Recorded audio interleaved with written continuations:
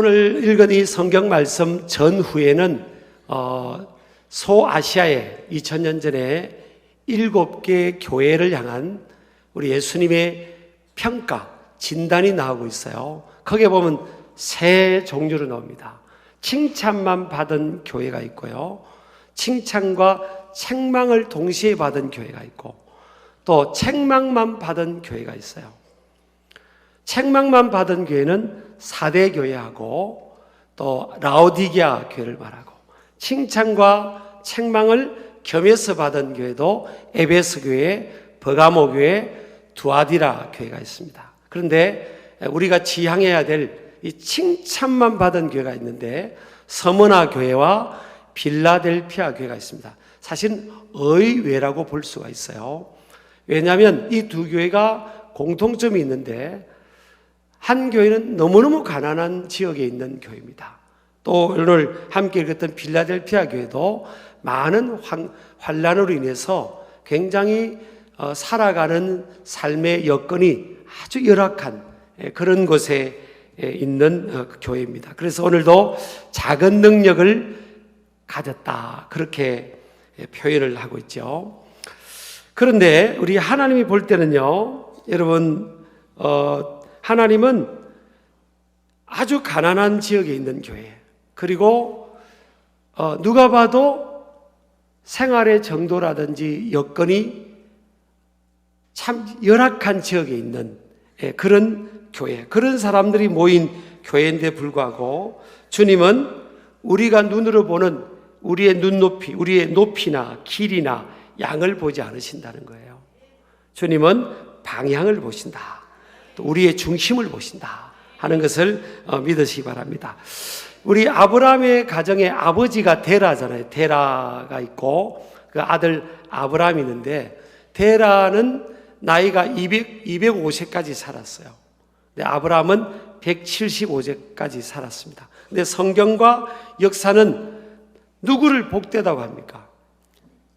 좀 더 길게 산 데라입니까? 아니면 아버지보다 좀 짧게 산, 30년 짧게 산 아브라함이 복 있는 인생이라고 그럽니까? 그렇죠. 그러니까 하나님이 볼 때는 마냥 길이만을 보지 않는 거예요. 인생의 방향을 보고 어떻게 살아갔나 하는 것을 보시는 거죠. 가난한 가정의 8번째로 태어났던 이 다윗이요, 하나님 다윗을 가장 사랑하셨잖아요. 다윗은 시편 27편이 다윗의 시인데, 내 부모는 나를 버렸으나 여호와는 나를 영접하시리다. 그러니까 다윗이 어릴 때부터 자라면서 엄마 아빠가 자기를 버린 것처럼 홀대를 받고 자라왔어요. 정말 우리가 성경을 찾아보니까 그렇더라고요. 그럼에도 불구하고 또 다윗은 부모님을 선대했고 부모님의 거처를 마련해 줬고요, 위기 때 그렇게 했죠. 근데 하나님께서 결국, 하나님은 중심을 보셨잖아요. 그 7명의 잘생긴 형들을 보지 않고 하나님은 중심을 보셔서 그 들판에서 얼굴은 새카맣게 타고 그랬지만 그 중심이 하나님 앞에 바로 섰던 다윗을 통일왕국의, 이스라엘의 통일왕국의 왕으로 세우시고, 하나님께서 너는 내 마음에 합한 자다, You are a man after my own heart 그랬죠. 그래서 하나님은 직역하면 내 마음속에 꼭꼭 숨겨둔 그 한 사람이다, 그런 거예요. 그러니까 이런 걸 우리가 보면, 여러분 적어도 세상 살아가다 보면 일희일비할 수 있죠. 세상의 사람들은 눈에 보이는 것으로 평가를 하는 거죠. 외형적인 것으로. 그러다 보면 우리가 자칫 영향을 받을 수 있겠지만, 저와 여러분이 하나님 앞에 나와 있고 진정으로 하나님을 믿고 의지하고 하나님의 것을 지향하는 사람이라면 너무 눈에 보이는 세상의 것에 일희일비할 필요 없어요. 그리고 적어도 하나님 앞에 나올 때는 여러분 열등의식, 세상 것으로 열등의식 가질 필요가 없습니다. 하나님은 그런 걸 보지 않으신다는 거예요. 뭘 보신다고요? 있거나 없거나, 없거나 있거나, 높거나 낮거나, 길거나 짧거나, 그걸 보지 않으시고 하나님은 중심을 보신다. inner being, 우리 마음의 heart, 이 중심이 하나님을 향하고 있냐, 하나님의 말씀이 가는 방향으로 가고 있냐, 그것을 보신다는 거죠. 근데 이 빌라델피아 교회가 7교회 중에 칭찬만 받은 교회인데, 오늘 말씀에 보니까요, 내 작은 능력을 가졌다. 8절에 보면 작은 능력을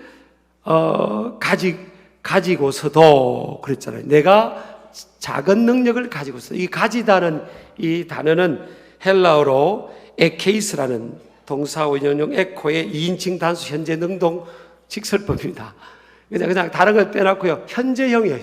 현재 능동형인데, 이건 뭘 하는가 하면 과거에 능력이 부족했다 이걸 말하는 게 아니에요. 지금 현재적으로도 능력이 부족한 거예요. 그래서 이 빌라델피아 지역은 크게 보면요, 자연재해를 2번을 크게 봤습니다. 대지진을 겪습니다. AD 17년하고 AD 60년경에 대지진으로 인해서 아주 큰 피해를 봅니다. 그 안에 사실 믿음 좋은 사람들이 있는데 왜 하나님은 그 지역에 지진을 허락하실까? 이거에 대해서 여러분 의구심을 갖는다든지 또 그런 생각을 할 수 있죠. 충분히 이해가 됩니다. 우리도 저와 여러분들 살아가면서 내 삶 속에, 우리 삶 속에 왜 이런 어려움이 있나? 나도 마음 먹고 하나님 바라보고 믿음으로 살려고 몸부림쳤는데, 이렇게 생각하면서 그 삶 속에 찾아온 시련이라든지 환난이라든지 역경에 대한 원인을 규명하려고 하는 그런 시도를 할 수 있죠.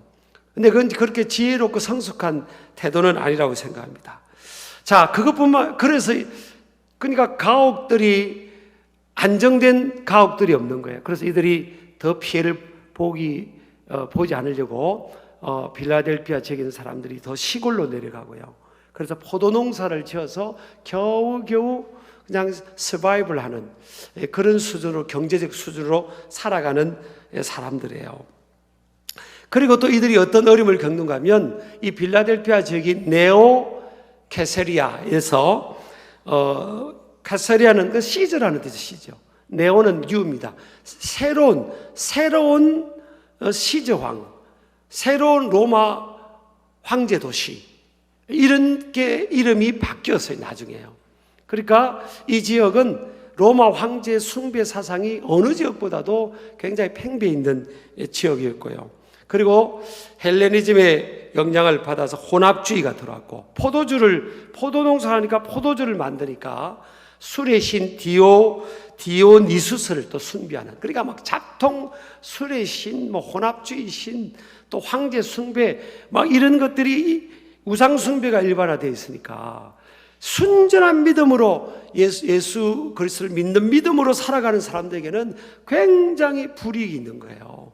경제활동에 제재도 있고 사회에 진출하는 데도 제한이 있는 이런 어려움 때문에 이들은 더욱더 믿는 사람들이 궁핍하고 사회적으로도 마음껏 펼치지 못하는 이런 경제적, 사회적, 영적으로 삼중고의 시련 속에 있는 사람들이었어요. 근데 오늘 이런 어려움 중에도 이 9절에 보니까 우리 예수님께서 이들을 칭찬하기를요, 8절 마지막에 보면 내 말을 지키고 내 이름을 배반하지 않아야 하였다, 그런 거예요.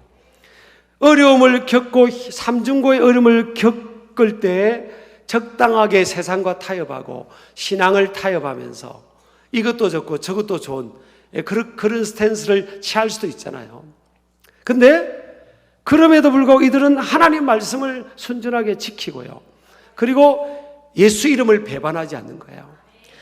마태복음 10장 32절 33절에 보면 누구든지 사람 앞에서 나를 시인하면 나도 하늘에 계신 내 아버지 앞에서 그를 시인할 것이요, 누구든지 사람 앞에서 나를 부인하면 나도 하늘에 계신 내 아버지 앞에서 그를 부인하리라 그랬잖아요. 그러니까 세상 한복판에서 예수님을 시인하고 주님을 부인하지 않는, 아무리 어려워도 우리는 신앙을 부인할 수 없다, 예수님을 부인할 수 없다, 이런 믿음으로 나아가는 거예요. 그러니까 하나님이 보실 때, 우리 예수님이 보실 때 너희들이 최고다, 너희들이 내가 볼 때는 부유한 자고 너희들이 가장 큰 능력을 가진 사람들이다. 그렇게 칭찬하면서 나중에 보면 6가지 축복을 약속을 하고 있습니다. 저와 여러분들, 우리 신길 가족들도 또 함께 예배하는 우리 모든 하나님의 백성들도 하나님 앞에서, 따라합시다. 하나님 앞에서 끝까지 믿음을 지키고 승리하자. 제가 이제 청소년, 이제 부교육자 시절에 청소년들하고 이제 시간을 많이 보내고, 그럼 청소년 때는 이렇게 영향을 받잖아요. 그 자기에게 영향을 끼친, 은혜를 끼친 사람들. 그래서 이제 아이들하고 저 봉고차 타고 이제 뒤에 고등학교 2학년, 3학년 남자아이들, 아주 믿음이 좋은 애들이 있어요. 그 애들 데리고 이제 어디 갔다가 오는데 저는 이제 앞자리에 앉고, 자기들이 그냥 뒤에서 티격티격 싸우는 것 같은 말을 하는 거예요. 그래서 야, 내가 먼저 할 거야, 네가 먼저 할 거야, 막 그러더라고요. 그래서 왜 싸우냐 하고 자세히 들어보니까 싸우는 건 아닌데 자기들이 그래. 야, 임마, 내가 임마 앞으로 잘 돼가지고 임마 이기용 목사님 에쿠스를 사줄 거야. 그러는 거예요. 얼마나 또 기특해요. 말이 났다나. 그래서 또 옆에 내가 아니야 임마, 내가 임마 더 좀 벤츠를 사줄 거야. 요즘 우리나라 차가 더 좋아요. 그렇게 막 이렇게 하는 거예요. 그래서 제가 그걸 듣고 한편은 기특하죠. 근데 내가 속으로 그랬어요.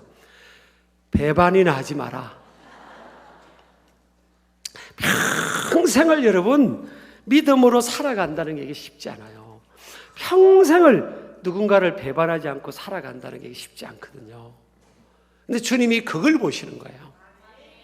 어떤 상황에도 휘둘리지 않고 믿음으로 살아가고 있냐, 그걸 보시는 거죠. 그래서 이 빌라델비아 교회에 임한 이 시련, 환란이 주는 의미가 있어요. 첫 번째는 이 성경은 빌라델비아 교회를 향한 삼중고 시련의 원인에 관해서는 지금 말하지 않고 있습니다. 왜 지진이 왔는지, 뭐 어떤 상황에서 이렇게 어려움을 겪는지, 저 시골에 가서 포도 농사를 짓고 겨우겨우 사는 이 열악한 상황이 있는지, 이게 지금 성경은 그거에 대해서 많은 시간을 할애하지 않고 있어요.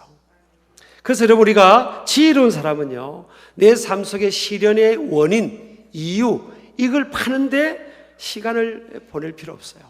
오히려 이 주어진 상황에서 어떻게 믿음을 작동시켜서 승리할 것인가, 돌파해 나갈 것인가, 그것에 집중하는 사람이 지혜롭고 성숙한 사람인 줄 믿습니다. 두 번째는요, 주님께서는 시련을 대처하는 신앙적 태도와 반응을 통해 그의 믿음을 평가하신다는 거예요. 주님은 시련의 한복판에 어떤 인생을 두어서 어떻게 그것을 돌파해 가는지, 그걸 보시는 거예요. 여러분, 하나님께서 자랑했던 인물이 있잖아요. 성경에 보면 욥은 막 하나님 막 자랑했잖아요. 심지어는 마귀한테도 자랑했습니다. 야, 욥 봐라. 여러분, 하나님이 자랑할 수 있는 인생이 되시기를 축복합니다. 그래서 막 욥이 저렇게 믿음이 좋다 그랬더니 마귀가 빼딱하게 되다. 이런 빼딱한 사람은 마귀한테 가깝습니다. 마귀는 항상 빼딱해요. 아니, 하나님이 저렇게 잘한다면 아이고 그러네요. 이거는 하나님의 바른 역사예요. 누굴 칭찬하면 할렐루야 이렇게 해줬는데, 누가 칭찬하면 이게 조금 수상한 사람들이에요. 빼딱하면 안 돼. 항상 발라야 돼. 근데 하나님이 칭찬하니까 마귀가 삐딱하잖아요. 아니, 하나님, 당신이 저렇게 많이 축복해주고 저렇게 많은 물질도 주고 저렇게 하는데 누가 하나님 잘 안 믿을 사람은 어디 있습니까? 이렇게 빼딱하게 나온 거예요. 그러니까 하나님께서 그래? 그러면 너 욥의 생명은 건드리지 말고 네가 할 수 있는 데까지 해봐라. 왜냐하면 욥은 그걸 이겨낼 수 있다는 것을 하나님이 아신 거예요. 그래서 욥이요, 한 날에 자녀가 10명이 다 죽습니다. 그리고 동방의 큰 자였지 않습니까? 대단한 재산가였습니다. 여러분, 할 수 있으면 물질의 복도 좀 많이 받으시면 좋겠어요. 사실은 할 일이 너무 많아. 지금 5대양 6대주 전 세계에 선교해야 되니까 지금 할 일이 많아요. 옆 사람 인사합시다. 물질의 복을 좀 받읍시다. 할 일 많아요. 진짜 할 일 많아요. 믿음대로 됩니다. 근데 어마어마한 이 동방의 가장 큰 재산가였던 거예요. 근데 그게 한날의 재산이 다 날아갑니다. 한날의 재산이 다 날아가요. 그리고 머리부터 정수리부터 발끝까지 온몸에 욕창과 더불어 병이 생긴 거예요. 그러니까 뭐 부인까지도 막 저주합니다. 그리고 친구들이 와서 온통 다 저주합니다. 네가 뭔가 죄를 지어서 그렇다고, 뭐 회개해야 된다고 막 저주하는 겁니다.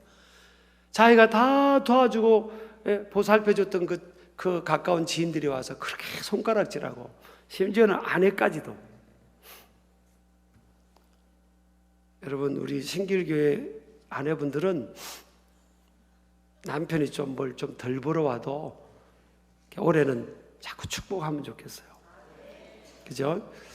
또 신길교회 남자분들도 좀 아내를 좀 사랑해 주세요. 좀 이렇게 부인을 위해서 예수님처럼 희생하고 그렇게 하면 좋겠어요. 자, 그건 그렇고, 그런데 욥이 입술로 하나님께 죄를 짓지 않습니다. 하나님은 어디 계시냐고,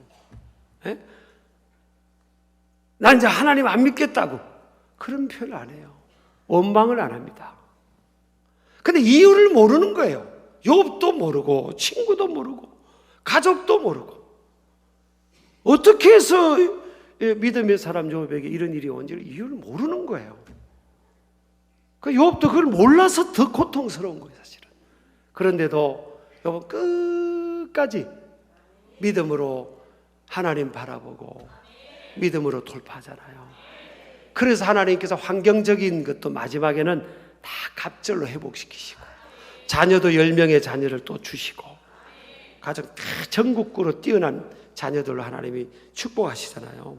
재산도 정확하게 갑절로 하나님이 또 주십니다. 근데 그걸 떠나서 하나님이 욥에 뭘 평가했냐는 거예요. 무슨 양이 많고 가축이 많은 그걸 평가한 게 아니에요. 그 중심, 그럼에도 불구하고 그 시련의 한복판에서 하나님께 입술로 범죄하지 않고 하나님을 부인하지 않고 끝까지 믿음을 지키고 나아가는, 사람들이 그렇게 손가락질해도 이게 쉽지 않거든. 사람들이 이해를 못하니까. 그런데 그걸 이겨내잖아요. 그게 여러분 우리에게도 큰 긍정적인 울림으로 다가오잖아요. 하나님은 시련을 대처하는 신앙적 태도와 반응을 통해 그의 믿음을 평가한다. 그래서 시련은 신앙의 건강도와 성숙을 점검하는 테스트이다 하는 것을 믿으시기 바랍니다. 시련이나 삶의 어려움의 척도로 인해 하나님의 사랑과 축복하심의 평가 기준이 될 수 없음을 빌라델피아 교회 성도들의 삶을 통해 알 수 있습니다. 세 번째는요, 시련의 시간은 하나님 앞에 크레딧을 쌓는 시간이다. 빌라델피아 교회가 시련을 통해서 하나님 앞에 인정을 받고 오히려 나중에 하나님 성전의 기둥, 또 면류관의 약속 포함해서 6가지 복을 하나님께 약속을 받습니다. 그래서 여러분 어려울 때 이렇게 해야 됩니다. 내가 하나님께 점수 딸 기회다. 어려울 때 하나님께 점수 딸 기회다. 여러분 인간관계도 그래요. 사람이 잘나고 좋으면요, 사람은 다 그 사람 가까이 하고 싶어요. 그 사람과 인맥적 연결관계를 고려를 하고 싶은데, 근데 사람이 어려우면 그 사람을 멀리 하려고 합니다. 부담스러워서. 근데 진짜 여러분 지혜로운 사람은요, 진짜 사람을 얻는 게 자산이잖아요. 그러니까 사람이 항상 영원히 어려울까? 항상 영원토록 고난 속에만 있을까? 나는 그렇다고 생각 안 해요. 하나님은 하나님 안에서는 재기가 있고요, 역전이 있고 다시 회복됨이 있고 회복이 있습니다. 좀 우리 크게 아멘 합시다. 크게. 우리 3, 4층도 크게 아멘. 3, 4층 잘하시네요. 어려울 때요, 그 사람에게 가까이 가는 거예요. 그럼 그 사람을 완전히 없습니다. 너무 고마운 겁니다. 어려울 때, 내가 어려울 때 사람들은 멀리 하려고 하고 수군거리는데 누군가가 마음을 열고 진정으로 가까이 지면 진짜 친구가 돼요. 사실은 진짜 친구가 된다고요. 그래서 우리가 하나님과의 관계도 그래요. 내 삶이 어려울 때 이렇게 생각해요. 하나님을 앞에 내가 점수 딸 수 있는 기회구나. 크레딧을 쌓는 기회구나. 그렇게 생각하는 거죠. 자, 네 번째입니다. 인내의 분량은 각 사람의 진정한 실력이다. 여러분, 이게 오늘 보니까 10절에 보니까 빌라델피아 교회를 축복하면서 칭찬하면서 네가 나의 인내의 말씀을 지켰다. 이제 고난을 통해서 말씀을 이게 붙들고 나아가는데 이 고난을 통해서 인내를 배우게 되잖아요. 그래서 로마서 5장 3절 4절에 보면 환난은 인내를, 인내는 연단은 소망을 이룬다. 이게 연단이란 단어가 영어로 하면 캐릭터입니다. 캐릭터. 그러니까 환난을 통해서 인내라는 이 열매를 갖게 되면서 캐릭터, 성품이 바뀌는 거예요. 고난을 통해서 성품이 바뀌는 겁니다. 예수님을 닮아가는 성품으로 바뀌는 거죠. 그래서 환난이나 이런 것들이 마냥 나쁜 게 아니에요, 사실은. 고난을, 시련을, 역경, 환난 이런 것을 통해서 사람이 만들어져 가는 거예요. 캐릭터가 형성돼 가는 겁니다. 그래서 진짜 실력이 뭐냐? 진짜 실력이에요. 인내 지수가 그 사람의 실력이에요. 사실은 여러분, 이 운동도 보면 막 남자들은 권투 같은 걸 좋아하잖아요. 권투 하다가 챔피언이 되려면 어떻게 해야 되는지 아세요? 여자분들은 관심이 없구나. 이쪽 보고 해야 되겠네. 네. 어떻게 하면 챔피언이 되는지 아세요? 권투 챔피언. 잘 쳐야 되는, 잘 치기만 해서 되는 게 아니에요. 맞는데 다 맞거든요. 맞는데 잘 견뎌내는 힘. 웬만큼 맞았는데 자기도 한 대 때리고 자기도 맞았는데 나는 딱 견디고 저 사람은 가는 거. 그럼 내가 이기는 거예요. 안 맞고 이길 수 없는 거잖아요. 제가 쉽게 예를 들려고 그런 겁니다. 그러니까 이게 내구성이죠. 듀러빌리티입니다. 이 삶을 견뎌내는, 사람이든 어려운 환경이든 이 견뎌내는 힘, 이 버텨내는 힘, 이게 사실 진짜 그 사람 실력이에요. 그래서 하나님 앞에나 인생 가운데 크게 쓰임받는 위인들을 특징 보세요. 그 고난을 많이 통과하고 경험해가지고 이게 인내력이 아주 이 견뎌내는 힘이 큰 거예요. 이 욥 같으면 여러분 살겠습니까? 여러분이 욥 같으면 자식 10명 다 죽고 재산 다 날아가고 옆에는 아내는 막 저주하고 죽으라고 그러고 친구들이 와서 막 손가락질을 하고 있고 살겠습니까? 나는 살겠습니다. 난 그래도 사는 거지 뭐. 아멘도 안 하고 지금. 아니 나는 살 거야. 살겠어요. 나는 진짜. 아니 하나님이 그래도 목숨 붙여주면 뭔가 뜻이 계시겠지. 그리고 하나님 바라보고 버텨내야지. 그걸 왜 극단적인 생각을 하고 그래요. 그걸 버텨내는 거지. 옆에서 누가 죽으라면 딱 보고 이래야 됩니다. 내가 왜 죽냐고, 내가 왜 죽냐고. 다 우리 하나님 안에서 살아있다는 것은 호흡한다는 의미가 있는 건데. 그래서 진짜 실력이 여러분, 지갑에 돈 몇 푼 더 가진 게 아니에요, 사실은. 이게 견뎌내는 힘. 그래서 여러분, 하나님께서 역사도 마찬가지입니다. 누군가를 지도자로 세울 때 그냥 이렇게 온실 속에 해서 술술술해가 되는 사람이 있습니까? 절대 없어요. 그냥 얻어 터지고 맞고 막 쫓겨나고 어디 막 그러다가 딱 때가 돼서 그걸 견뎌낸 사람을 딱 세우잖아요, 여러분. 그러니까 여러분, 우리가 어려움을 당하고 막 얻어 터지는 상황이 만나면 이게 지금 올 것이 왔다. 이거 내 지금 내구성이 이 맷집이 키워주는구나. 진짜 그렇대요. 진짜 맷집은요, 이렇게 이 배 같은 거 있잖아. 이거는 맞을수록 맷집이 좋아진대. 내가 한번 마치고 입에 마치고 와보세요. 내가 맞출수록. 오늘 장로님도 기도도 잘하셨는데 내가 내 글럽 가지고 내가 맷집을 좀 키워드릴 테니까 맞을수록 맷집이 좋아진대, 사실은. 이런 데는. 그러니까 여러분들이 맷집 키우려면 가서 사람들이 그래, 좀 때려달라고. 그렇게 하는 거예요.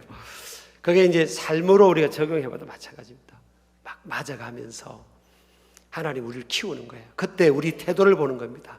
네가 그래도 내 말을 지키고 내 이름을 배반하지 않고 네가 버티냐.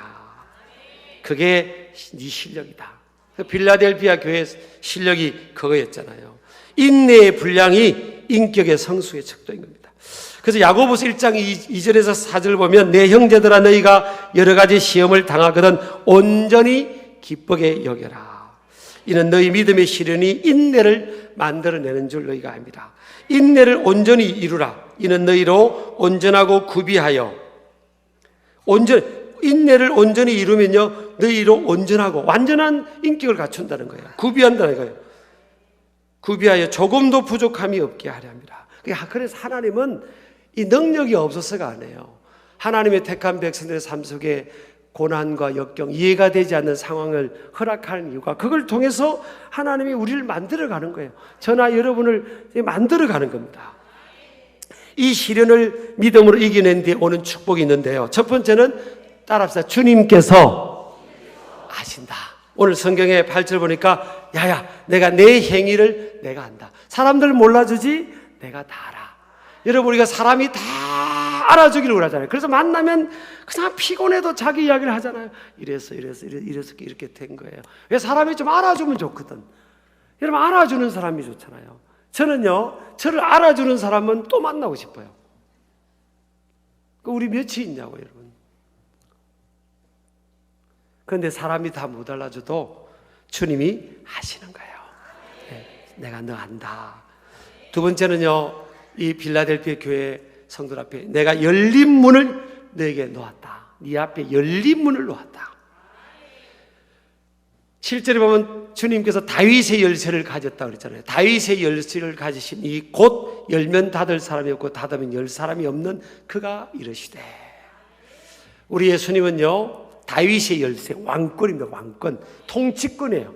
그러니까 결국 인간의 생사고 국가 민족의 흥망성쇠는 우리 하나님의 손에 있는 거예요.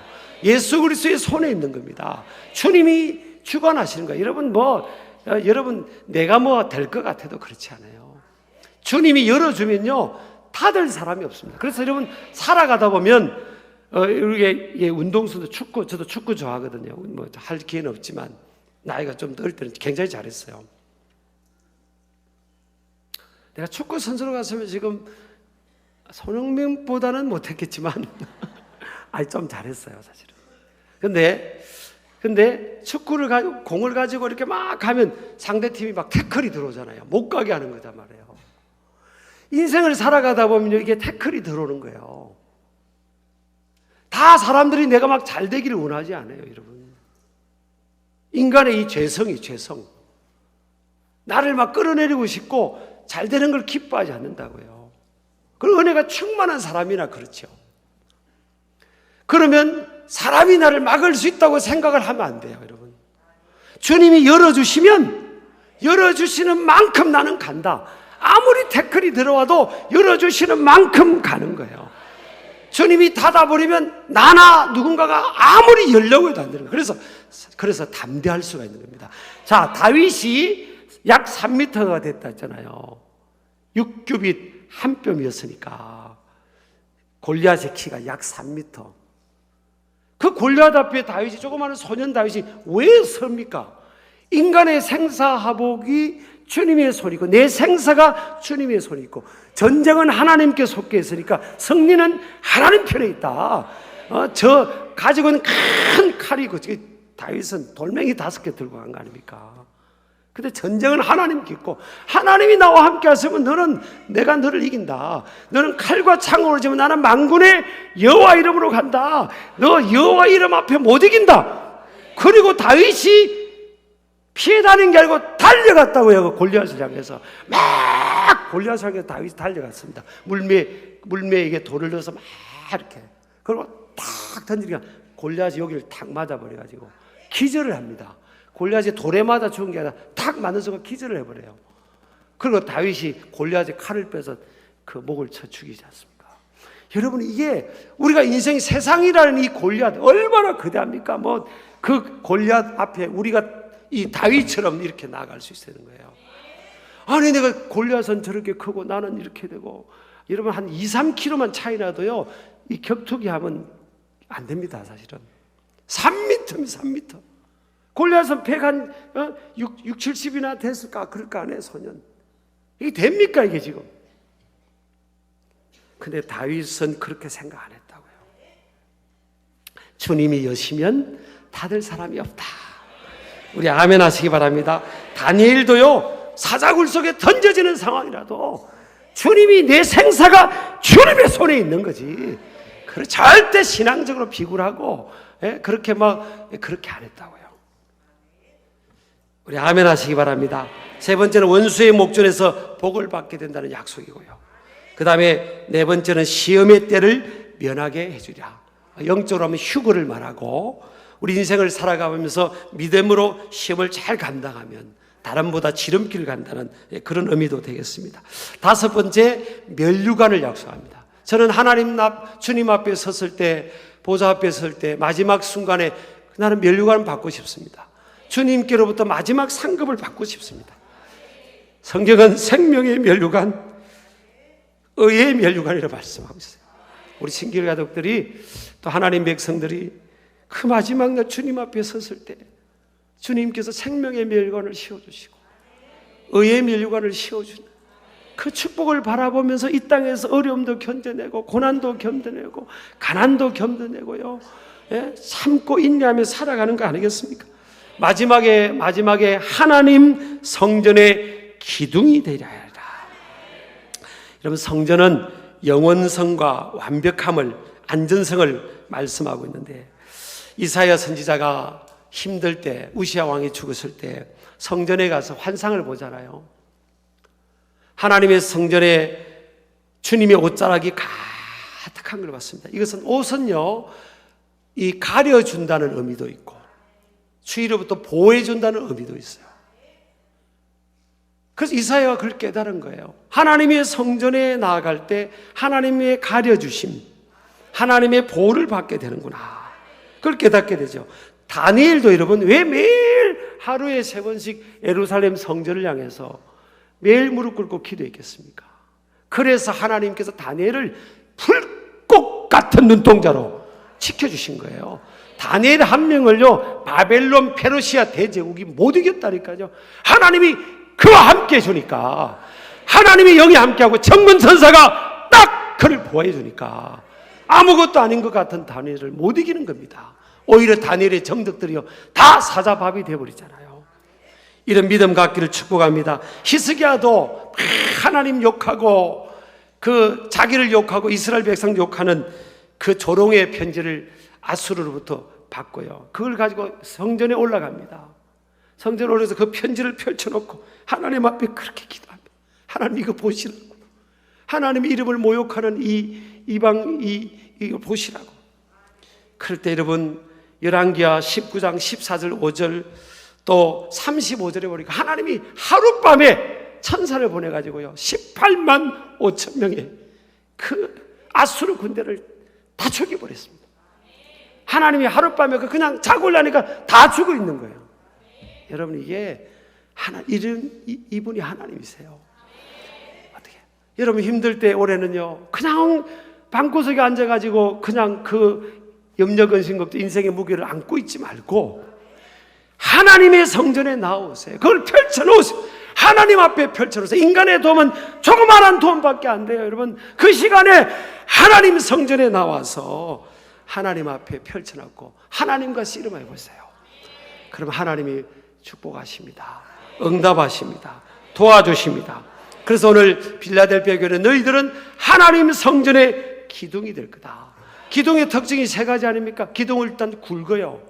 기둥이 요 새끼손가락만한 게 기둥이 될 수 있겠습니까? 기둥을 굵습니다. 올해 여러분 신길 가족들, 하나님 백성들이 기둥 됩시다. 하나님 나라의 기둥, 하나님 성전의 기둥, 좀 생각도 굵게 해야 되고요, 그리고 섬기는 것도 좀 굵게 하고, 베푸는 것도 굵게 하고, 하나님께 헌신하고 드리는 것도 좀 굵게 하고, 요만한 이렇게 새끼손가락만 사람 마음의 크기도 막 굵어야 됩니다. 사람을 그냥 싹 다 품을 수 있는 그런, 한 손 내보세요. 이렇게.